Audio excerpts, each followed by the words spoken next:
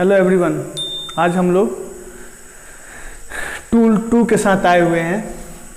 Tool 2 में exponential function and logarithmic function के विषय में आज स्टडी करेंगे हम लोग। इसका इम्पोर्टेंस बहुत ज़्यादा है हमारे बेसिक फिजिक्स में। आप एक्सपोनेंशियल और लॉगरिथमिक फंक्शन का यूज करते हैं बेसिक कैलकुलेशन को इजी करने के लिए। तो समझ रहे हैं, फिजिक्स की जब क्वेश्चन हम लोग करते हैं या कोई भी डेरिवेशन करते हैं तो उसके स्टेप में इन दोनों का यूटिलाइज करते हैं ताकि काफ़ी सिंपल वे से हमारी जो भी रिजल्ट हैं वो मुझे मिल जाए। तो उसका बेसिक जो है हम लोग यहीं पे क्लियर करते हैं। ठीक है, पिछले टूल 1 में हमने आपको बोला था कि उससे रिलेटेड कुछ क्वेश्चन मिलेंगे आपको। तो आप 10th स्टैंडर्ड की लगभग सारी ट्रिकोनोमेट्री NCERT सॉल्यूशन कराई जा रही है अपने चैनल पे। तो आप वहाँ पे जाके पूरे ट्रिकोनोमेट्री के क्वेश्चन जैसे भी चाहिए आपको मिल जाएंगे, और उससे भी इन्हेंस चाहिए क्वेश्चन तो हम 11th का जब मैथ सॉल्व करेंगे तो वहाँ से आप ले सकते हैं। ठीक है ना। तो मैं नहीं समझता हूँ कि मुझे एक्स्ट्रा इसके लिए लेक्चर बनाना पड़े। फिर भी अगर आप लोगों को आवश्यकता लगे कि नहीं सर मुझे एक्स्ट्रा क्वेश्चन चाहिए तो आप कमेंट कीजिएगा। चलिए हम लोग एक्सपोनेंशियल फंक्शन के विषय में पढ़ते हैं और फिर उसके बाद लॉगरिथमिक फंक्शन के विषय में पढ़ेंगे। फिर इन दोनों में रिलेशन देखेंगे और इनके प्रॉपर्टी का स्टडी कर लेंगे। मेन हमारा टारगेट यही है। ठीक है ना। तो देखें, एक्सपोनेंशियल फंक्शन के विषय में पहले हम लोग पढ़ते हैं। कोई भी फंक्शन y = a⁴x के फॉर्म में लिखा हुआ हो तो हम समझेंगे कि दिया गया फंक्शन एक्सपोनेंशियल है। अब किसी भी दिए गए फंक्शन जो कि इस फॉर्म में लिखा जाए उसे एक्सपोनेंशियल नहीं बोलेंगे। बोलने का कंडीशन है कि यहाँ पे जो a है ये हमेशा पॉजिटिव हो, और साथ ही साथ इस बात का भी ख्याल होना चाहिए कि a का वैल्यू कभी हम 1 नहीं लेंगे, मीन्स 1 नहीं होगा। अगर इन कंडीशन को सेटिस्फाई करता है कोई भी फंक्शन जिसे y = a⁴x के फॉर्म में लिखते हैं तो हम बोलेंगे कि दिया गया फंक्शन एक्सपोनेंशियल फंक्शन है। अब जो a है इसको हम लोग बोलते हैं बेस, और जो x जो लिखे हुए हैं इसे हम लोग बोलते हैं पावर। ठीक है ना। तो इसे पढ़ा कैसे जाए, रीड कैसे किया जाता है, कैसे पढ़ेंगे? a to the power x। ठीक है ना। रीड करने का तरीका है। अच्छा, एक्सपोनेंशियल डिफाइन कैसे होता है देखें। डिफाइन कब होगा? देखिए, डिफाइन करने का मतलब होता है कि किस इंडिपेंडेंट वेरिएबल के लिए मेरा ये फंक्शन डिफाइंड होता है। ये इंडिपेंडेंट और डिपेंडेंट का कंसेप्ट हमने बेसिक में समझाया है। फिर भी जब हम इसका डिफरेंशिएशन पढ़ेंगे बेसिक टूल में तो वहाँ पे हम लोग डिफाइन करेंगे कि इंडिपेंडेंट और डिपेंडेंट कैसे डिसाइड करते हैं। ठीक है। तो ये मेरा क्या है, वेरिएबल x जो कि इंडिपेंडेंट है। ये किस कंडीशन में डिफाइन होता है? तो देखें, ये जो x है आप रियल नंबर से कोई भी सेलेक्ट कर सकते हैं। मीन्स x का वैल्यू कोई भी रियल नंबर हो सकता है। इसको पढ़ते हैं belongs to, x belongs to any real number R for real number. ठीक है। जब आप कुछ भी रियल नंबर में से पुट करोगे x के प्लेस पे तो y क्या मिलेगा? हमेशा आपको y बिलोंग्स करेगा 0 to इन्फिनिटी। देखिए, इसे ओपन इंटरवल बोलते हैं। ओपन इंटरवल मीन्स कि 0 को नहीं लेना है, इसके बाद सारी वैल्यू कंसीडर होगी। इनफाइनाइट को नहीं लेना है, उसके पहले वाली सारी वैल्यू कंसीडर होगी। ठीक है ना। ये मेरा पूरा एक एक्सपोनेंशियल का जो बेसिक टर्मोलॉजी है और डिफाइन करने का तरीका है, हम इसे आपको समझाएं। अब बात रहा कि सर इसका ग्राफिकल वेरिएशन क्या है, क्योंकि हमारे फिजिक्स में बहुत सारे जब क्वेश्चन आते हैं इन फॉर्म ऑफ ग्राफ भी आते हैं, तो हम उसे सॉल्व करने के पहले अगर इसका नॉलेज हो तो डिसाइड करने में बहुत हमें हेल्प मिलता है। तो हम क्या करें, ग्राफ अगर देखते हैं, ग्राफ जो होता है वो डिपेंड करता है किस पे, बेस पे, ठीक है ना। तो यहाँ से मैं बोलूँ कि पूरा का पूरा नेचर जो होगा वो डिसाइड होगा नेचर ऑफ एक्सपोनेंशियल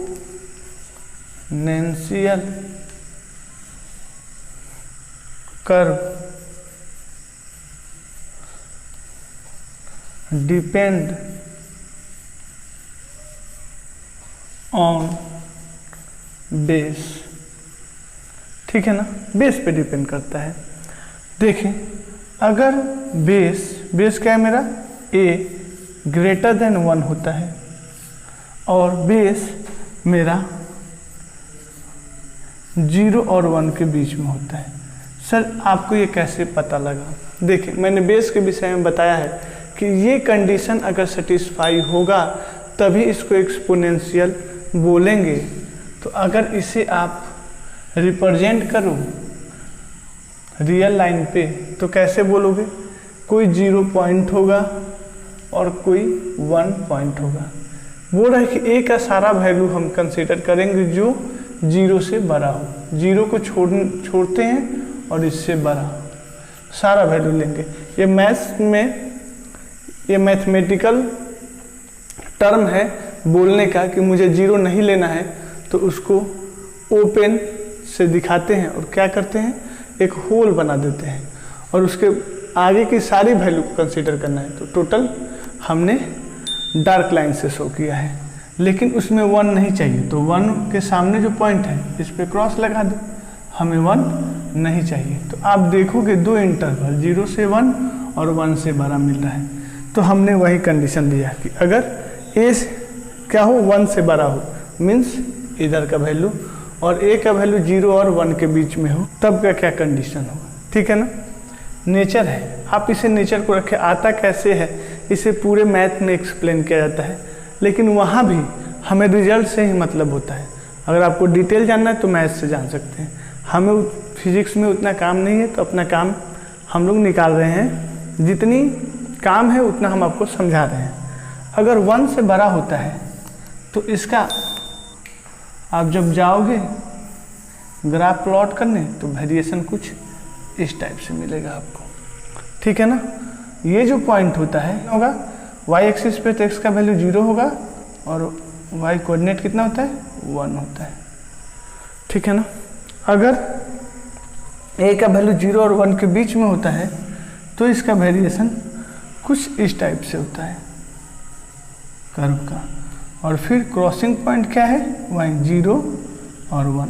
अब कोई भी एक्सपोनेंशियल हो वो हमेशा 0 और 1 से ही पास करता है, कोई भी एक्सपोनेंशियल हो। एग्जाम्पल आपको देखना है तो देख सकते हैं, जैसे मैं लूँ y = 2 to the power x, 3 to the power x, 4 to the power x, etc. इन सब का ग्राफ प्लॉट करना हो एक साथ, तो आप कैसे करोगे? तो देखो मैं बोल रहा हूँ कि मुझे बेस पहले देखना है। बेस क्या है, 2 है, 2 1 से बड़ा है, मीन्स इस कंडीशन पे है, तो इसका ग्राफ ऐसे इस टाइप से पास करेगा और कर्व का नेचर कुछ ऐसा होगा और 0 और 1 से पास करेगा, ये फिक्स है, 0 और 1 से पास करेगा। अब रहा 3 to the power x, तो आप 0 से कोई भी वैल्यू बड़ा लोगे तो इसका वैल्यू बढ़ता जाएगा, तो इस पॉइंट से ये ऊपर जाएगा, लेकिन इधर निगेटिव में रखोगे तो वैल्यू छोटा हो जाएगा, ठीक है ना। तो ये रहा y = 2 to the power x का, और ये रहा y = 3 to the power x का। 4 चाहिए तो फिर यहाँ से हो जाएगा और ये इसके नीचे चला जाएगा, समझ रहे हैं ना। y इक्वल टू 4⁻x का। तो इतने कंसेप्ट आपको ध्यान रखना है एक्सपोनेंशियल से रिलेटेड, तो हमारी काम बन जाएंगे। ठीक है, अब चलिए हम लोग बात करते हैं लॉगरिथमिक फंक्शन का, उसके बाद इन दोनों में रिलेशन देखेंगे। ठीक है, देखिए लॉगरिथमिक फंक्शन को लिखने का तरीका क्या है, y is equal to log, और यहाँ पे ध्यान दीजिए इस हाफ के ऊपर कुछ भी आप लिखिएगा, जैसे मैंने लिखा x, तो इसको बोलते हैं हम लोग आर्गुमेंट, और इस हाफ के नीचे जो लिखा जाता है मैंने लिखा a, तो इसको पढ़ते हैं हम लोग बेस। और एक साथ पूरे पढ़ने का तरीका क्या है, तो हम लिखिए रीड कैसे किया जाता है, रीड एज, कैसे रीड करते हैं, log x to the base a। ये लॉग को कंप्लीट पढ़ने का तरीका है। ठीक है, इसके बाद मेरा काम क्या है, डिफाइन होने का, कि भैया लॉग किस कंडीशन में डिफाइन होता है। डिफाइन से बार बार लोग समझते होंगे कि कैसे, जैसे आप समझें कि एक जानवर, एक ह्यूमन को डिफाइन किया गया है उसके नेचर से, उसके स्ट्रक्चर से, तो आपको तो स्ट्रक्चर दिख रही है कि भाई लिखने का तरीका अलग है। किसी भी दूसरे कोई फंक्शन जो ट्रिग्नोमेट्रिकल लिखते हैं उसको लिखने का तरीका अलग था, लॉग पढ़े तो लॉग को लिखने का अलग तरीका है, एक्सपोनेंशियल पढ़े थे उसको लिखने का अलग तरीका है, लेकिन इसका नेचर क्या है, तो नेचर ही हम समझा रहे हैं। डिफाइन होने का मतलब है उसके बिहेव, वो किस कंडीशन में मैथमेटिकली डिफाइन होता है। समझ पा रहे हैं ना। तो मुझसे पूछा जाए कि इसका x का वैल्यू क्या सिलेक्ट करना है, तो मैं बोलूँगा कि x हो या इसका बेस a हो, ये दोनों हमेशा आपको पॉजिटिव ही कंसीडर करना है। पॉजिटिव मतलब 0 से बड़ा, और इस बात का ख्याल रखते हुए कि a कभी भी 1 ना हो, a कभी भी 1 ना हो। जब मैं बोल रहा हूँ कि x पॉजिटिव हो, तो मैं बोल सकता हूँ कि x बिलोंग करना चाहिए 0 से इन्फिनिटी के बीच में। 0 से बड़ा क्या होगा, 0 को छोड़ के बाकी जितने भी वैल्यू हो सकते हैं तो कहाँ तक ले सकते हैं, इनफाइनाइट तक।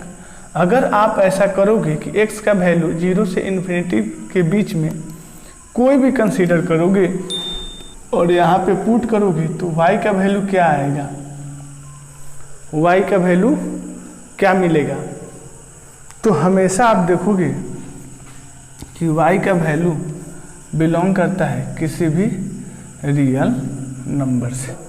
चलिए अब हम लोग इसके अगले जो पड़ाव है उसका बात करते हैं, इसका ग्राफ का नेचर क्या होता है। ठीक है ना, ग्राफ का अगर कोई बात करे तो देखें, लॉग भी डिपेंड करता है बेस पे कि उसका ग्राफ कैसा होगा, उसका नेचर क्या होगा, ये डिसाइड करता है बेस। तो बेस अगर 1 से बड़ा हो और बेस अगर 0 और 1 के बीच में हो, तो आप देखोगे कि लॉग का कर्व का वेरिएशन यहाँ पे कुछ इस टाइप का मिलेगा, और यहाँ पे देखोगे तो कुछ इस टाइप का कर्व मिलेगा। ठीक है ना। लेकिन कोई भी लॉग का कर्व हो, अगर उसका बेस 1 से बड़ा होता है तो वह हमेशा 1 और 0 से ही पास करेगा।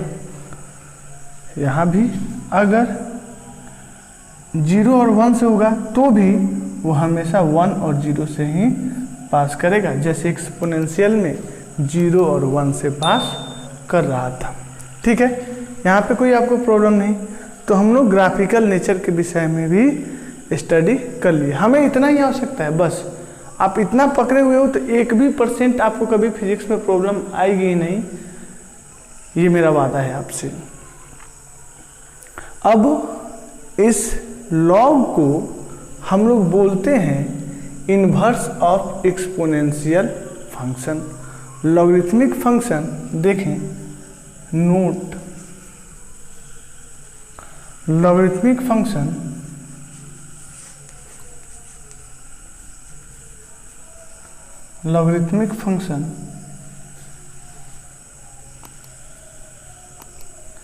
is known as inverse of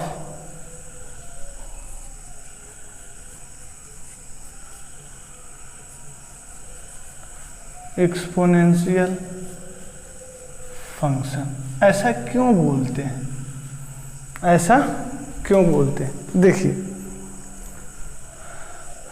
अगर आप लिखते हो y is equal to a to the power of x, कोई दिक्कत है? नहीं ना। आप दोनों साइड लॉग ले लो, क्या लिखोगे? लॉग y, और जो लॉग ले रहे हो उसका बेस a के साथ लो, बेस a के साथ। तो दोनों साइड हम लॉग ले रहे हैं विथ बेस a, तो क्या होगा? लॉग y और बेस a हुआ। यहाँ पे क्या लिखेंगे? लॉग बेस आपका a रखा मैं, और आर्गुमेंट के प्लेस पे आ गया a to the power x। ठीक है, आप देखें, अभी मैं प्रॉपर्टी पढ़ाऊंगा तो आपको बताऊंगा कि अगर आर्गुमेंट का जो भी पावर होता है वो लॉग के आगे चला आता है, मीन्स मल्टीपल के फॉर्म में आ जाता है। तो इसे हम लिख सकते हैं x into log a to the base a। अगर ऐसा लॉग जिसका आर्गुमेंट और बेस सेम हो जाए, इसका वैल्यू क्या होता है? 1 होता है। क्या होता है? 1 होता है। तो हम क्या लिख सकते हैं इसे? देखिए, ऊपर लिख रहे हैं इसे, log y to the base a equal to x। ठीक है ना। तो देखिए, जो इसका इंडिपेंडेंट था एक्सपोनेंशियल का, वह लॉग का क्या हो गया? डिपेंडेंट, और जो एक्सपोनेंशियल का डिपेंडेंट था वह लॉग का इंडिपेंडेंट हो गया। मीन्स वेरिएबल का भी इंटरचेंज हो गया। अगर आप वैल्यू वाइज देखना चाहते हैं तो देखें, यहाँ पे अगर x आप बोलिएगा तो बोलिएगा कि x बिलोंग करता है क्या? x क्या बिलोंग करता है? कोई भी रियल नंबर, कोई भी रियल नंबर। लेकिन y क्या मिलेगा आपको?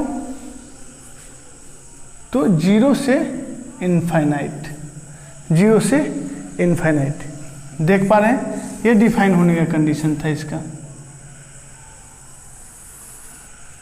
अब देखिए, लेकिन अगर लॉग को यहाँ पे डिफाइन करना है तो क्या मैं बोलूँगा कि y आप जो भी सिलेक्ट करो, लेकिन वह 0 से इन्फिनेटिव के बीच का होना चाहिए। देखिए, यहाँ पे y जो कि डिपेंडेंट था 0 से इन्फिनेटिव के बीच में है, यहाँ पे लॉग के केस में वह वैल्यू इंडिपेंडेंट के लिए 0 से इन्फिनेटिव में हो गया। समझ रहे हैं? देखिए, जो डिपेंडेंट होता है उसको मैथ्स वाले या मैथमेटिक्स में रेंज बोलते हैं, और जो इंडिपेंडेंट होता है उसे हम लोग डोमेन बोलते हैं। तो अगर डोमेन रेंज बन जाए और रेंज डोमेन बन जाए तो बोलते हैं कि फंक्शन का नेचर इन्वर्स है। और यहाँ पे हम देख पा रहे हैं कि अगर एक्सपोनेंशियल फंक्शन है तो इसका इंडिपेंडेंट x कोई भी रियल वैल्यू हो सकता है, जबकि यहाँ पे डिपेंडेंट हो गया है और ये वैल्यू x बिलोंग्स टू कोई भी रियल हो सकता है। तो मतलब यहाँ का डोमेन यहाँ का रेंज हो गया, और यहाँ का रेंज यहाँ का देखें डोमेन हो गया।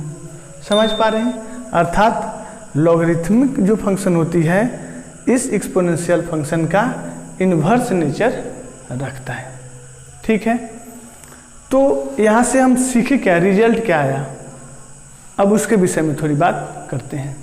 चलिए देखें, हम लोग लिए थे एक्सपोनेंशियल में y is equal to a to the power of x और दोनों साइड लॉग लेने के बाद क्या आया मेरा, x is equal to log y to the base a। देखे ना, यही तो आया पूरी काम करने के बाद। मीन्स जो एक्सपोनेंशियल का पावर था उसे हम फ्री कर सकते हैं, लेकिन उसके लिए मुझे लॉग लेना पड़ेगा।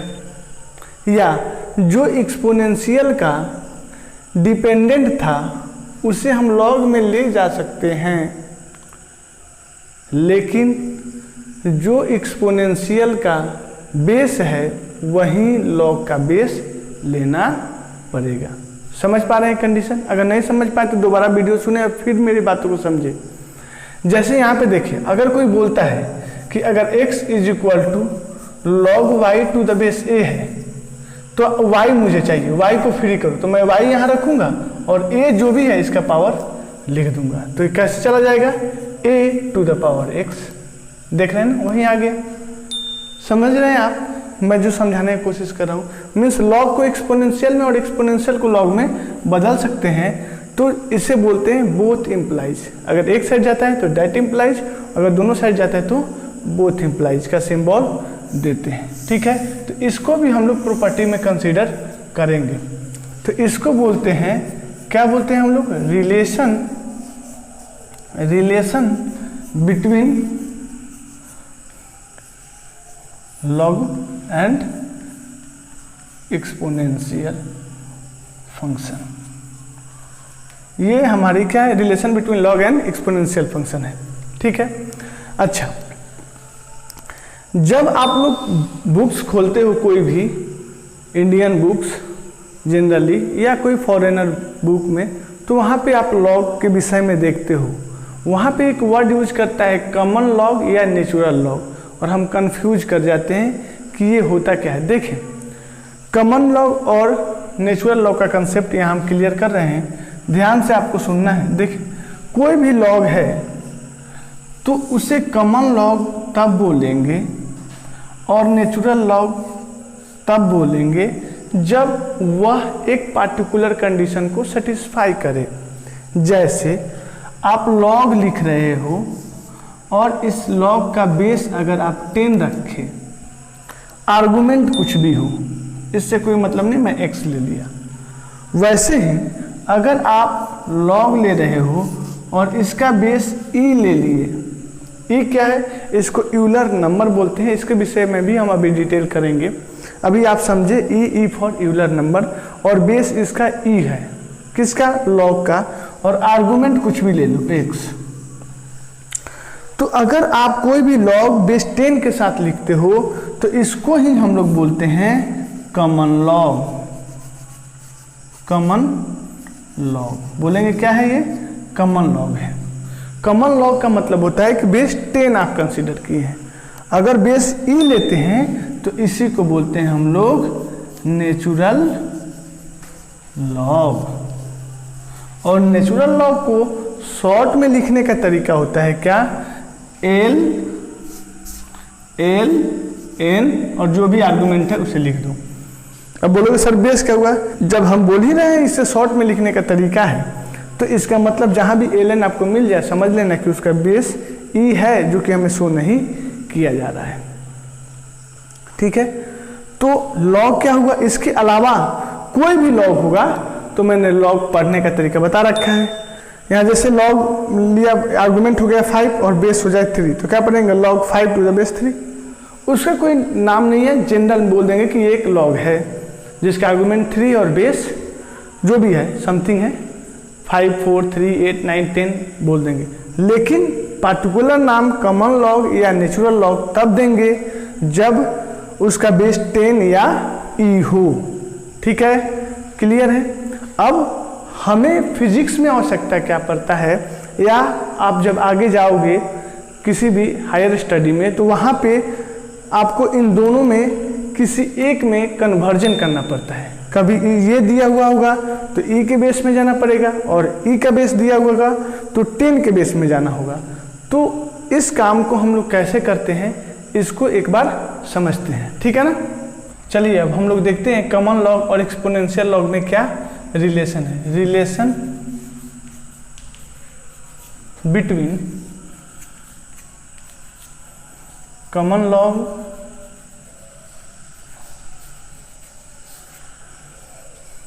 And natural log.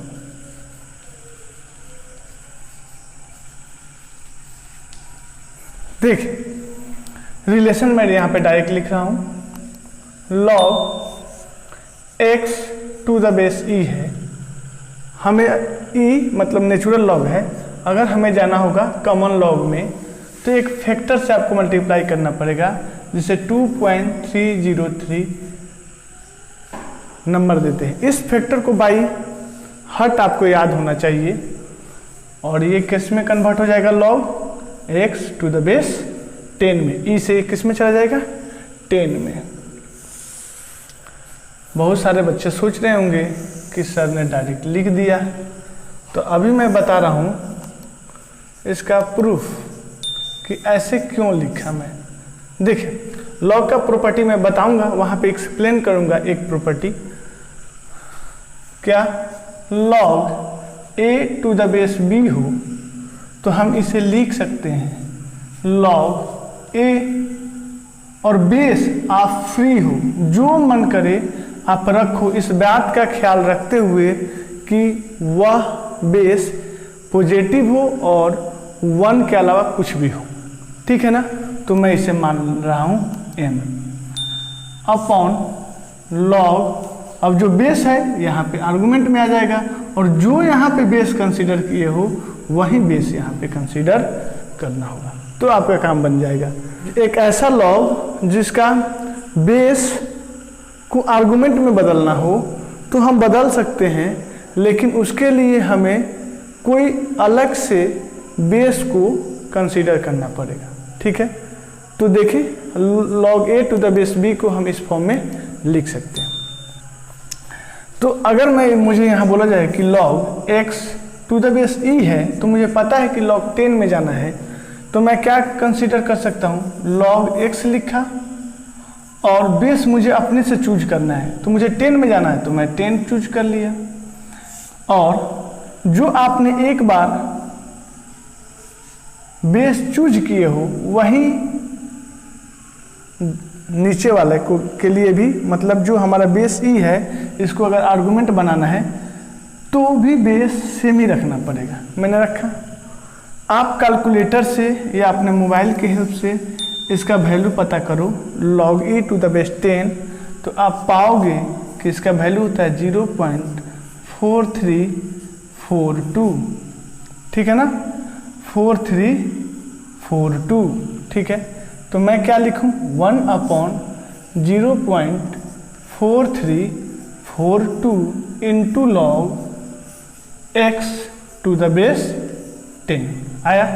फिर आपके पास कैलकुलेटर हो तो आप उसका वैल्यू पता करो, किसका, इस टर्म का, 1/0.4342, तो इसका वैल्यू आप निकल के आएगी आपके पास कितना आएगी, 2.303, समझे। और ये जो log x है टू द बेस 10 लिख सकते हैं। तो हमने देखा क्या कि log x to the base e को कन्वर्ट कर सकते हैं 10 बेस में, लेकिन मुझे 2.303 फैक्टर से मल्टीप्लाई करना पड़ेगा और ये कन्वर्ट हो जाएगा e बेस किसमें, 10 बेस में, ठीक है। आपको समझ में आया होगा। चलिए अगला हम लोग लॉग के प्रॉपर्टी के विषय में पढ़ते हैं।